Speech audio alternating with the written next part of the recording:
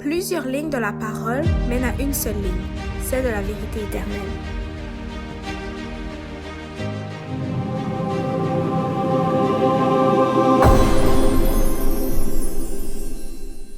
Donc, bonjour à tous et bienvenue à chacun d'entre vous à cette émission alors à l'école du sabbat.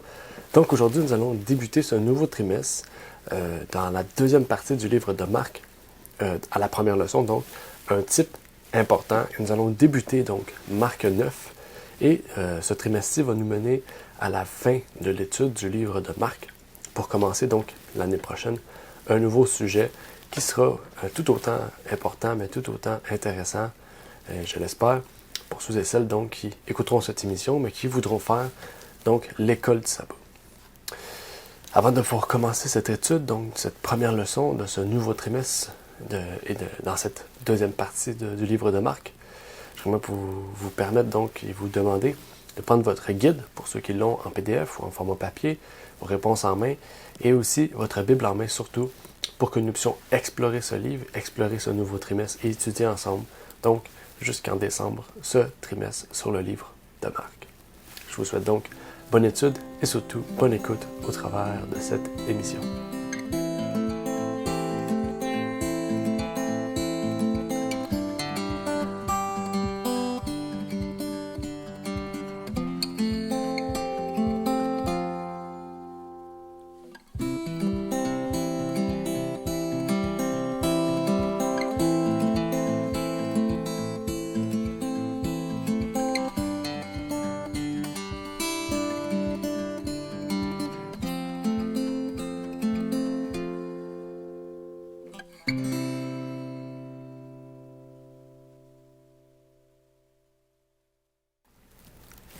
Donc, bonjour à tous et à chacun. Donc, aujourd'hui, comme vous avez pu le voir sûrement dans l'introduction, nous allons commencer ce nouveau trimestre. Donc, le livre, c'est la deuxième partie de l'étude du livre de Marc. Donc, c'est vraiment la continuité directe de ce que nous venons d'étudier au cours de ce 3 mois. Donc, bien sûr, si vous n'avez pas fait ce 3 mois-là et que vous étudiez celui-là maintenant, vous risquez peut-être pas trop de vous perdre parce que l'histoire change, mais il y a certaines choses, certains points qui ne seront peut-être pas relatés là-dedans que nous avons parlé auparavant. Donc, je vous invite bien sûr, pour ceux et celles qui écoutent cette émission et qui n'ont pas vu celle auparavant, de pouvoir vous procurer donc la première partie que vous pouvez faire sans problème, donc en PDF, donc en ligne sur notre site, dans le fond, sur le site de la maison d'édition qui s'appelle lignedeverité.com.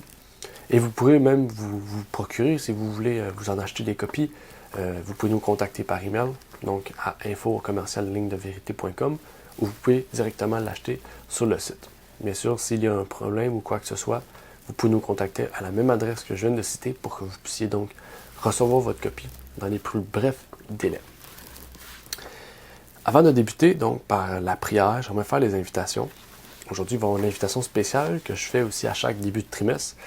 La première, à l'habituel, si vous avez des questions, donc sur la leçon précisément, je vous prie de pouvoir nous contacter directement dans la vidéo auquel vous avez des questions. Quand je parle de cette vidéo, c'est les vidéos de la leçon de l'école du sabbat en lien avec le chapitre, la leçon que nous venons de voir, donc dans les commentaires. Et si vous avez une question diverse, ou peut-être plus privée, une demande privée, ça peut être une demande privée aussi, peu importe, vous voulez un orateur, vous voulez donc m'inviter à pouvoir prêcher dans votre église, peu importe la dénomination, ou etc. Donc, je vous prie de nous contacter sur contact@ligne-sur-ligne.ca et via ce email, on pourra répondre à toutes vos questions sans problème. Et donc, c'est notre travail de pouvoir vous aider aussi dans tous vos besoins, donc physique, mental ou spirituel, au travers donc de ce ministère. De plus, donc comme vous le savez, ces ouvrages-là étaient auparavant produits par le ministère.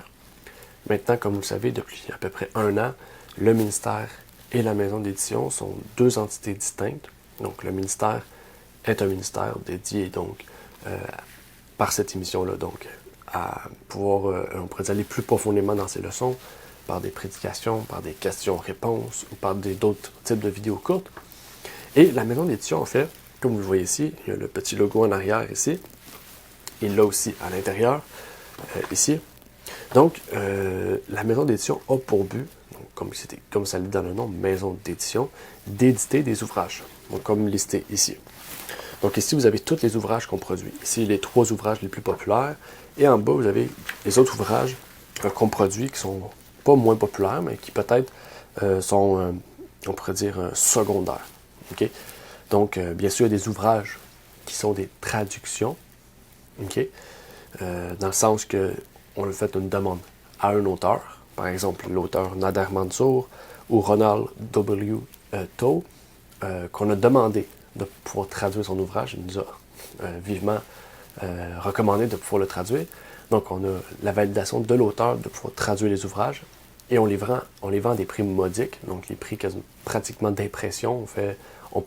Selon la loi, on peut faire 10% sans avoir à verser un montant à l'auteur. Et donc, le reste des ouvrages ici, c'est des ouvrages qui étaient donc libres de droit, qui sont des vieux ouvrages qu'on a décidé de traduire et d'émettre donc un droit d'auteur et de vendre à un prix plus conséquent.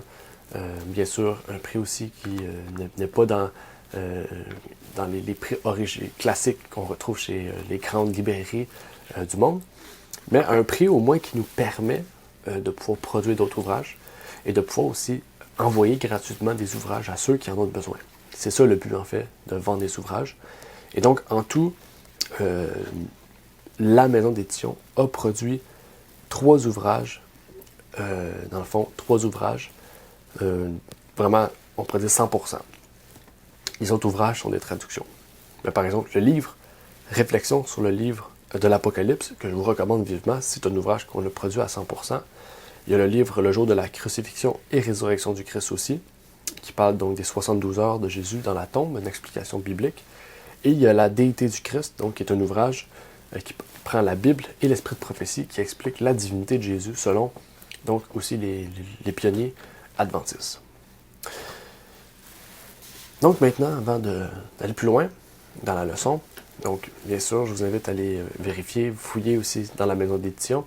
On a aussi des magazines qu'on produit chaque mois. Bientôt, ça sera à chaque 2 mois, puisqu'il nous manque d'œuvres, il nous manque en fait de main-d'œuvre pour pouvoir produire ce magazine-là chaque mois. Donc, ça sera un magazine bimensuel. Et donc, allez voir la maison d'édition. Si vous avez besoin d'un sujet précis, bien sûr, vous pouvez faire une recommandation via email et on pourra regarder si la possibilité se fait. Avant de commencer, on va pouvoir prier avec vous pour nous imprégner donc de l'Esprit de Dieu pour commencer cette leçon. Notre Père qui est aux cieux, j'aimerais te remercier, Seigneur, pour cette leçon de l'école de sabbat. Puisses-tu nous bénir, nous exhorter, nous montrer, Seigneur, ce que tu désires de nous. Et, Seigneur, que tu puisses toucher nos cœurs, Seigneur, pour nous permettre de comprendre ce que tu veux nous révéler au travers de cette leçon de l'école du sabbat. Tu veux nous révéler, Seigneur, des choses à coup sûr et que tu puisses donc permettre que nous puissions vraiment bien comprendre, bien voir ce que tu veux nous révéler au travers de cette leçon de l'école du sabbat. Puisses-tu nous bénir, nous exhorter, et c'est ma prière au nom de ton Fils Jésus-Christ. Amen. J'aimerais aussi vous inviter à pouvoir lire ici l'introduction. L'introduction, c'est une petite introduction donc, à cette école de sabbat. Donc, vraiment, auquel on prend le temps de pouvoir vraiment écrire et vraiment vous permettre d'entrer dans l'étude de ce livre de l'école du sabbat. Et donc, pour commencer cette leçon, on va parler donc, comme vous allez voir, davantage de choses profondes. On a parlé la dernière fois du retour de Jésus-Christ. Et encore cette semaine, on va parler du retour de Jésus-Christ. Le retour de Jésus-Christ, c'est un événement important pour nous. Pour Jésus, c'était un événement important aussi, puisque les disciples ne comprenaient pas réellement qu'est-ce qu'il en était du retour de Jésus-Christ. Donc, Christ commence en disant que plusieurs d'entre eux ne mourront point avant qu'ils n'aient vu le royaume de Dieu venir. Christ, en fait, dans cette leçon et dans les versets qui y sont liés, nous parle de son retour en gloire et en roi quand la fin des temps aura lieu en fait. Pourtant, ici, ce qui est intéressant, c'est qu'il dit que plusieurs d'entre eux, présents sur place, ne mourront point et verront son retour. Comment est-ce possible? Il faut comprendre ici que Jésus, dans Marc 9, cite ces choses, dit « Il y a plusieurs d'entre vous qui ne mourront point et qui verront mon retour. » Est-ce que ce sont plusieurs d'entre... En fait, je vais me réexpliquer. Est-ce que c'est plusieurs d'entre eux qui sont présents sur place ou Jésus voulait dire ce sont plusieurs d'entre vous, dans le sens ce sont plusieurs d'entre vous, race humaine, auxquelles personne ne va mourir. Bien sûr, dans l'Apocalypse, on nous parle des 144 000. Les 144 000 ne nous parlent pas des disciples, en fait. En fait, ce ne sont pas des gens parmi les disciples, parmi le temps des apôtres, auxquels Jésus s'il leur a parlé directement, qui feront partie des 144 000. Du moins, tous ceux et celles qui sont en dehors des 144 000 ne verront pas le retour de Jésus. Ce seront seulement ceux des 144 000 qui verront le retour de Jésus sans passer par la mort, en fait. Ici, en fait, on recule. On suit la logique du chapitre 8. Parce que bien sûr, si le chapitre 9 nous dit cela par l'entremise de Jésus, c'est que le chapitre 8 doit suivre le chapitre 9. Donc, c'est quelque chose qui se suit. Ici, on lit le chapitre 8. Si on dissocie le 8 et le 9, on verrait que dans le chapitre 9, Jésus parle aux personnes qui sont présentes devant lui. Mais en parlant du chapitre 8, en remettant dans ce contexte-là, Jésus a amené les disciples à voir donc les choses à venir. Et en parlant des choses à venir, Jésus a dit « Plusieurs d'entre vous ne mourront point ». Donc, en fait, Jésus, en disant cela, il ne parlait pas directement aux apôtres ou aux disciples, ou même à tous ceux et celles qui sont présents. Mais il disait ces choses, oui, à ces personnes-là, mais en disant que quand je vais revenir, il y en aura plusieurs qui seront sur terre et qui passeront point par la mort.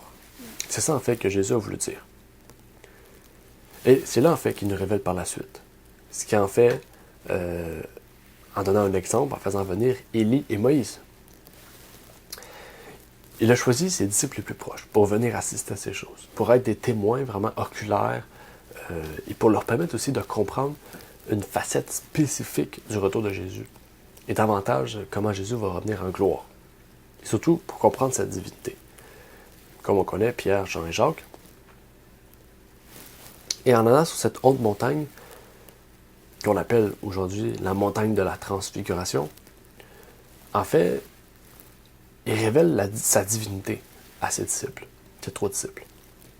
En leur révélant ces choses, Jésus, comme vous le savez, voulait faire comprendre à ses disciples à quel point Jésus est glorieux, est réellement le Fils de Dieu. Mais ces 3 disciples-là en ont rien compris en fait de tout ce qu'ils ont vu. En redescendant, ils ont posé des questions et ils ont demandé plein de choses. Et même, comme vous savez, Pierre a dit, et ça on le voit, Pierre disait un peu n'importe quoi, bon, mais si Élie et Moïse restent, on va leur faire des tentes. Tandis que c'est illogique, là. On voit des êtres glorieux, ils ne pourront pas rester sur terre, en fait, dans un monde pécheur. En fait, Jésus voulait réellement que ses disciples comprennent qu'est-ce qui allait venir très bientôt. La mort de Jésus, son agonie. Les gens Élie, Moïse, parlaient à Jésus, le réconfortaient de ce qui allait venir bientôt, puisque ces gens-là savaient ce qui allait venir bientôt. Il pria pour qu'il puisse avoir la gloire de quand il était au ciel. Son Père accepta de lui permettre que sa gloire lui soit révélée à ses disciples. Et c'est là que Moïse et Élie ont apparu. En fait, vraiment, toutes ces choses-là, c'était vraiment pour permettre à ses disciples, en qui Jésus avait le plus confiance, voient des choses vraiment importantes. Et je pense aussi que ça a amené une jalousie peut-être pour les autres disciples. Parce que, pensez-y, Jésus sélectionne 3 personnes pour vraiment être plus près du Fils de Dieu. Donc c'est sûr que ces disciples ont dû être jaloux face à cela. Mais ces disciples n'ont pas compris. Comme je viens de le voir, ils pensaient que ces disciples, Moïse et Élie, allaient leur annoncer le règne de Christ sur terre. Il pensait qu'il allait leur annoncer que voilà, Jésus va revenir il vient, enfin, il est présentement présent pour mettre son règne. C'est pour ça que Pierre a dit maintenant, bon ben Élie et Moïse, vous pouvez rester dans une tente. Tandis qu'ils étaient glorieux, donc ils n'auraient pas pu venir. Et Ellen White nous dit, dans Jésus-Christ à la page 419, à ce sujet. Les disciples ne comprennent pas encore le tableau. Ils sont pourtant heureux de voir que leur maître, si patient, si doux et si humble, qui a erré de ça et là, comme un pauvre étranger, est honoré par les élus du ciel. Ils pensent qu'Élie est venu pour annoncer le règne du Messie et que le royaume du Christ va être établi sur la terre. Ils sont prêts à bannir pour toujours le souvenir de leur crainte et de leur déception. Ils désirent rester là où la gloire de Dieu se manifesta. Pierre s'écrie, « Seigneur, il est bon que nous soyons ici si tu le veux. Je dresserai ici 3 tentes, une pour toi, une pour Moïse et une pour Élie. » Les disciples s'imaginent que Moïse et Élie ont été envoyés pour protéger leur maître et pour établir son autorité royale.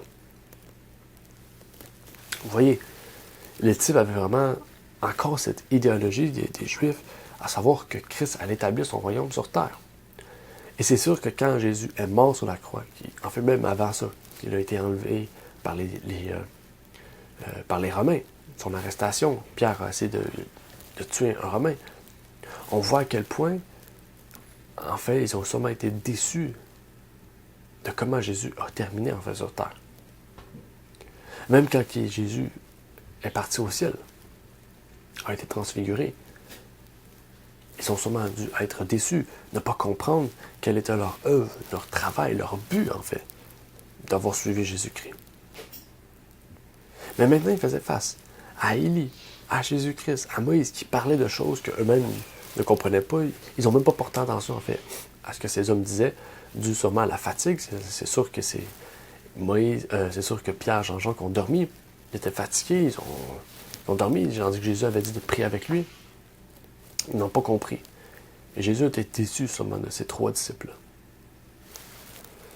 Il faut savoir que, oui, Élie et Moïse leur révélaient la gloire que Jésus va avoir quand il va revenir sur la terre chercher ses enfants. Et Élie et Moïse préfiguraient aussi ce royaume de gloire qui allait venir. Christ étant le roi, Moïse le représentant des saints ressuscités, et Élie celui des saints transformés. Donc, il passe,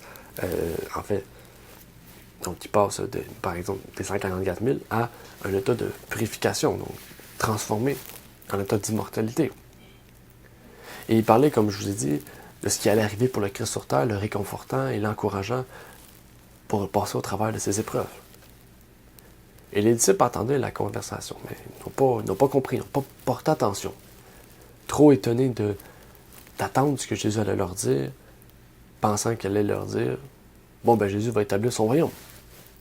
Nous allons revenir plus tard sur le retour de Jésus, mais avant ça, il nous faut surtout comprendre l'importance de cette vision que Christ leur a donnée. En étant presque endormis avec ce que Pierre a pu dire, ont-ils perdu la bénédiction que Christ leur a fait à ce moment? Parce que c'était une bénédiction de voir ces choses et de pouvoir les comprendre avant, on pourrait dire, les autres disciples. Mais Jésus a voulu faire une bonne acte, mais les disciples n'ont pas compris ce que Jésus voulait leur dire. Et en ne comprenant point, ils ont perdu cette bénédiction que Jésus leur offrait, de pouvoir comprendre les choses à venir et de pouvoir les partager après la suite avec leurs frères et sœurs. Et dans Jésus-Christ, à la page 420 de la Servante du Seigneur, on peut y lire « Pour s'être laissés gagner par le sommeil, les disciples n'entendirent qu'une faible partie des paroles échangées entre le Christ et les messagers célestes. Pour avoir négligé de veiller et de prier, ils ne purent recueillir ce que Dieu s'était proposé de leur accorder. La connaissance des souffrances du Christ et des gloires qui devaient les suivre, ils perdirent la bénédiction dont ils auraient pu jouir en participant à son renoncement. Combien ces disciples étaient lents à croire, combien peu ils appréciaient le trésor dont le ciel voulait les enrichir. Mais, encore, après cela, Dieu le Père a parlé pour confirmer la vision céleste en parlant de Jésus comme suit, de son Fils. Il dit, « Voici mon Fils bien-aimé, mon seul Fils engendré, mon Fils bien-aimé, écoutez-le, obéissez-le. » Et ici, il y a 2 points importants. 1. Dieu a dit ces choses-là 2 fois, au début du ministère de Christ et à ce moment-là. Le deuxième point important, c'est que Dieu a bien dit, « Voici mon Fils bien-aimé. » Je ne sais pas s'il a dit « Voici mon Fils bien-aimé » ou « Voici mon seul Fils engendré », mais je pense qu'il a dit « Voici mon Fils bien-aimé ». Mais dans toutes les façons qu'il peut le dire ou qui ont été dit dans les Bibles, on cite le mot « Fils ». Et c'est le point important. Parce que quand on dit que Jésus, surtout les trinitaires, les trithéistes, toutes les doctrines en général, disent que Jésus est Fils d'une façon péjorative ou d'une façon symbolique, c'est dire que Dieu est menteur. C'est dire que Dieu utilise des termes qui, en fait, ne veulent pas dire ce que le sens veut dire du mot. C'est comme si je vous dis « Voici mon père », mais en fait, c'est pas mon père, c'est mon beau-père. En fait, vous comprenez, en fait, plusieurs pourraient dire « Mais tu joues avec les mots ». Non. En fait, est-ce que c'est réellement mon père? Non, c'est pas mon père. Je l'appelle mon père par respect, peut-être parce qu'il vit avec ma mère depuis longtemps, mais c'est pas mon père, c'est pas lui qui m'a engendré. On pourrait faire ça avec plusieurs autres choses. On ne peut pas dire un mot, même si ça pourrait être bon dans un sens, mais qui ne veut pas du tout dire le mot, la signification qu'il porte en fait. C'est comme si je dis à un policier qui est un pompier. Il n'est pas un pompier, il est un policier, par exemple. Vous comprenez? Mais ici, c'est la même chose. Dieu a dit que Jésus-Christ est son Fils. Et s'il le dit qu'il est son Fils, allez voir le mot Fils. Le mot Fils, c'est pas une symbolisme ou une péjoration, c'est vraiment un Fils, c'est-à-dire quelqu'un qui est engendré d'une personne. Et dans toute la Bible, on voit que Jésus a été engendré du Père. Il l'a dit à 2 reprises. Et c'est important d'y porter attention, parce que le Père l'a dit. Ici, le Père l'a dit, c'est qu'on doit y croire à ce qu'il a dit. Parce que la bénédiction ne tombera pas sur nous de la même façon que les disciples n'ont pas compris ces choses, et j'avais pourtant compris que Jésus était le Fils de Dieu, et ils l'ont répété. On l'a vu la leçon dernière. Et ces choses-là sont reliées au royaume de Dieu, au royaume du Christ plus précisément. Parce que ce royaume va venir un jour, littéralement. Il va venir chercher son peuple, quand il sera prêt à le recevoir. Il y aura 2 classes, bien sûr, à ce moment-là. 2 classes de personnes rachetées. L'une classe ressuscitée et l'autre passant par un temps de trouble, par un temps qu'on appelle un trouble de Jacob, et qui ne verra point la mort. Christ veut nous montrer ici l'antitype de ce royaume. Pour nous emmener vers la conclusion, Christ nous parle de cette grande foule. De cette grande foule et des scribes où Christ fit la guérison d'un fils possédé. Christ put guérir cet enfant, car son père avait la foi. Rappelez-vous de cet enfant. Les disciples avaient essayé. Et ces événements-là, on ne comprend pas vraiment, mais on va leur expliquer dans le contexte. Jésus était sur la montagne avec 3 disciples. Pendant ce temps-là, les autres disciples étaient en bas. Sûrement, la foule était présente, les scribes. Et les scribes voyant que les disciples ne pouvaient guérir ce fils possédé, ont commencé sûrement à lever la foule contre les disciples, à mettre de fausses choses, dire « Voici des imposteurs, ils travaillent avec Satan, ça ne marche pas leur affaire. » Et Jésus et les autres disciples sont revenus en même temps. Et Jésus, donc, on peut dire incrédule, race incrédule. Et c'était la raison pourquoi les disciples n'ont pu le guérir. Et après ça, il parle du jeûne et de prière. Et l'autre raison, combinée ensemble, permet que les disciples n'ont pu guérir, libérer cet enfant. Et on va en parler de cela. Les disciples n'ont pas réussi. Pour 2 raisons. Sûrement parce que le peuple était incrédule, mais même encore, c'est parce que Jésus a dit « Ce type de démon est libéré seulement par le jeûne et la prière. » Pourquoi et comment, en fait, le jeûne et la prière peuvent délivrer des démons? Il faut savoir que le jeûne a 2 aspects importants. Premier aspect spirituel, deuxième aspect santé. Le jeûne, dans l'aspect de santé, c'est l'aspect le plus simple, est vraiment bon pour la santé. Okay? Pratiquer un jeûne régulièrement, 1 fois semaine, peut-être plus. Par exemple, pour quelqu'un qui va arrêter de fumer, un jeûne de 13 jours permet vraiment de détruire à tout jamais votre consommation de cigarettes. Mais le jeûne, réellement, est un moyen par lequel on peut libérer notre corps, nettoyer notre corps et nous concentrer sur d'autres aspects de la vie plutôt que de manger.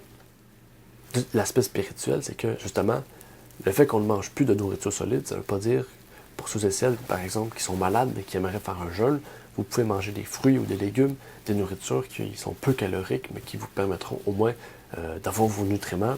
Bien sûr, ça c'est toléré, et de l'eau, bien sûr.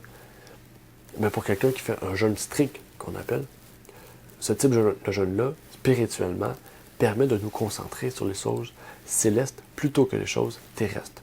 En fait, ça nous détache davantage de tout ce que la terre nous donne pour nous concentrer vers les choses célestes.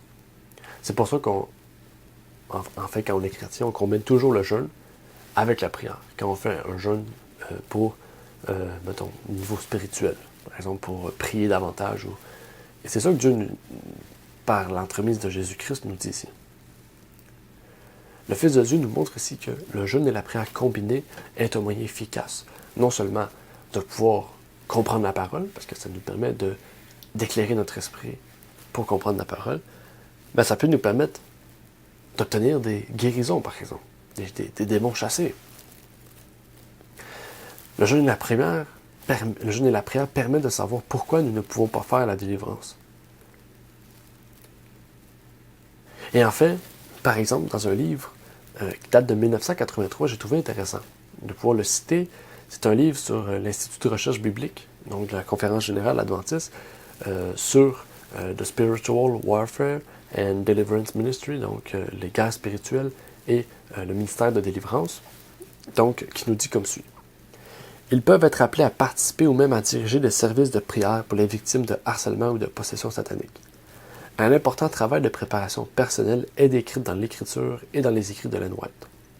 Il comprend un examen approfondi de soi pour découvrir la présence éventuelle de péchés dont il faut se repentir, qu'il faut confesser ou abandonner avant d'affronter les forces surnaturelles du mal.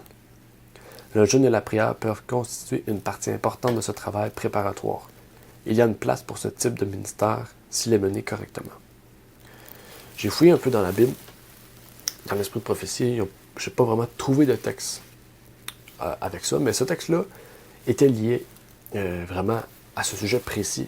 Donc, bien sûr, si on combine la Bible et l'Esprit de prophétie, on peut obtenir à ce résultat qui a été dit. Mais au lieu de faire les recherches approfondissement, ce texte-là permet d'éviter donc un temps long de préparation pour cette leçon. Et ce texte-là nous montre vraiment que le jeûne et la prière peut nous permettre, si quelqu'un par exemple est possédé, etc., et qu'on veut une délivrance, peut nous permettre de bien nous préparer. Par exemple, libérer notre corps, en fait, on pourrait dire, effacer nos péchés.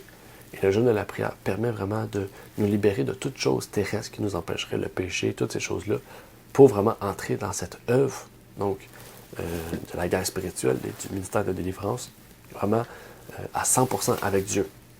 Et c'est ça que je voulais ressortir. Les disciples étaient vraiment confrontés par les choses terrestres, confrontés par la méchanceté de tous les hommes alentour d'eux, mais surtout, ils étaient poussés aussi par des hommes qui ne croyaient même pas spécialement à leur don. Et peut-être c'est ça, le fait qu'ils connaissaient mal en fait, comment bien se préparer pour exercer ce type d'œuvre ne leur permettait pas de pouvoir exécuter leur plein potentiel dans cette œuvre. Dieu nous appelle à pouvoir vraiment pratiquer ce type de choses quand on a un bon lien avec notre Sauveur. Quand on comprend bien notre devoir, quand on comprend bien, et surtout quand on est en ordre avec Dieu. Parce qu'on voit ces choses-là dans l'Église. Les personnes qui guérissent d'autres personnes et tout, mais est-ce qu'ils guérissent ces personnes-là avec l'œuvre de Dieu? Est-ce qu'ils guérissent ces personnes-là avec le Saint-Esprit? En fait, est-ce qu'avant ces délivrances-là, il s'est passé quelque chose dans l'Église? Souvent, ces guérisons-là sont faites sous le sentimentalisme. Le sentimentalisme fait en sorte que les démons entrent directement, peu de temps avant ces soi-disant guérisons. Un sujet qui serait bon à pouvoir discuter, justement, par un sermon ou une étude, mais vraiment, le monde d'aujourd'hui, la Bible nous avait préparé, justement, à toutes ces guérisons, ces fausses guérisons qui allaient se passer au cours de l'Église. Et c'est qu'est-ce qu'on retrouve dans beaucoup d'églises chrétiennes aujourd'hui.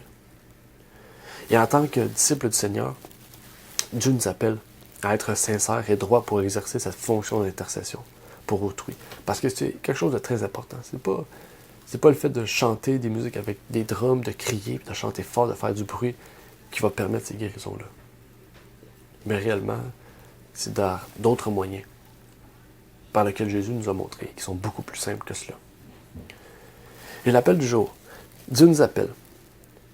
Et Dieu veut, justement, qu'on puisse garder en tête notre but, à savoir se préparer pour recevoir Jésus-Christ. La leçon, vraiment, c'était nous démontrer cela, nous démontrer un type important, à savoir Jésus-Christ, qui est le type, justement, de non plus cette première venue sur terre, mais de cette deuxième venue qu'on attend avec impatience et à laquelle on doit se préparer à le recevoir. Puisque maintenant nous sommes au courant, on doit vraiment se préparer à recevoir notre Sauveur. Puisses-tu donc Dieu vous bénir, et je vais terminer par une courte prière.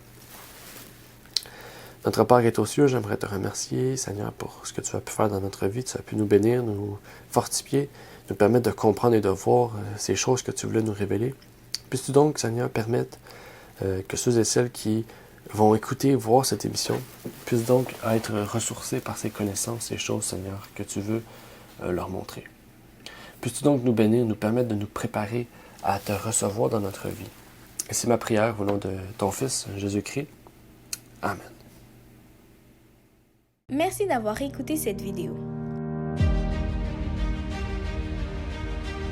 Pour plus de contenu, abonnez-vous sur notre site Internet.